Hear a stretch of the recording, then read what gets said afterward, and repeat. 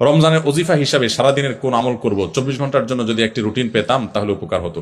রমজানের ওজিফা হিসাবে সারাদিনের জন্য কোন আমল করবেন? সারাদিনের জন্য একটা জিনিস সবচেয়ে গুরুত্বের সাথে করবেন, যে কোনো গুনাহ করবেন না, কোনো পাপ করবেন না, মুখ দিয়া না, চোখ দিয়া না, হাত দিয়া না, কোনো অন্যায় করবেন না, কোনো মানুষের অধিকার নষ্ট করবেন না, কাউ ক্ষতি করবেন না। সব ক্ষেত্রে সারাক্ষণ চেষ্টা করবেন ভালো মানুষ হয়ে থাকা।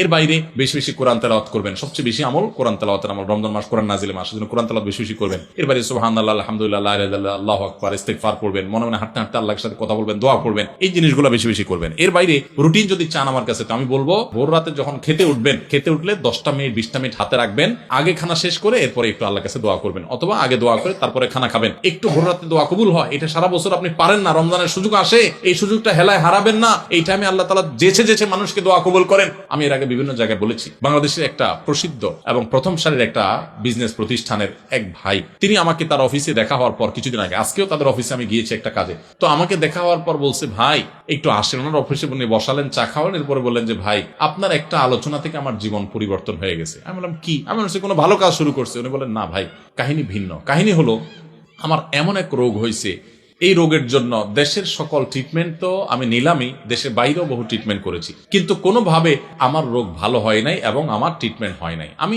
জীবনের আশা ছেড়ে দিছি। এরকম ভয়াবহ পরিস্থিতিতে আমার কোম্পানির থেকে চাকরিও নাই, কারণ আমি কাজ করতে পারি না, অসুস্থ। তো আমি গ্রামে চলে গেছি মরার অপেক্ষা, যে এখন আর বাঁচার কোনো সুযোগ নেই। ডাক্তার বলছে যে শেখ জিকদিন চা খাইতে চান খান, আর কোনো ট্রিটমেন্ট নেই। বলেন যে আমি গ্রামে চলে গেছি, আশা ছেড়ে দিছি। অনেক কষ্ট যন্ত্রণা রোগের কারণে, মারা যাব এরকম একটা অবস্থা।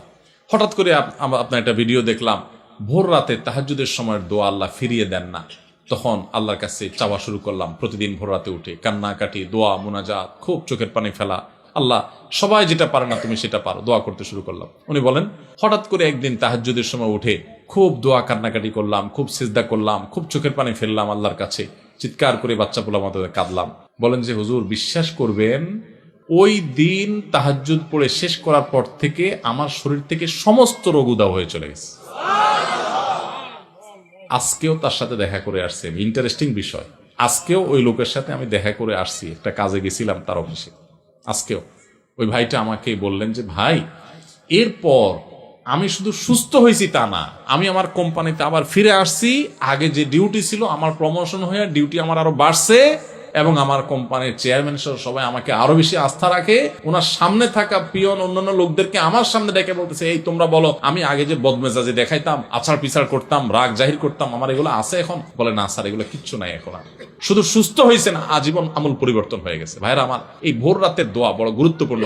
রমজানে কিন্তু সেই সুযোগটা আসে, এই জন্য সাহারি করতে উঠলে একটু দোয়া করবে, ঠিক আছে তো ইনশাআল্লাহ।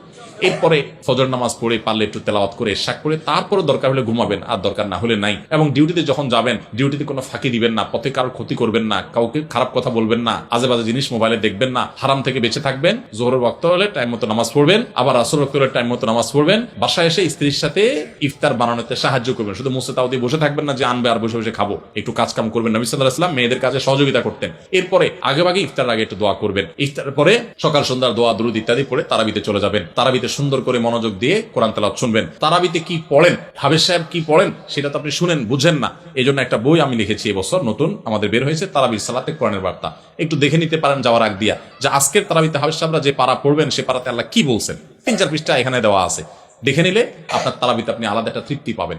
এরপর তারাবি পড়ে এসে যত দ্রুততার সাথে সম্ভব শুয়ে পড়েন, কারণ ভোর রাতে আপনাকে উঠতে হবে।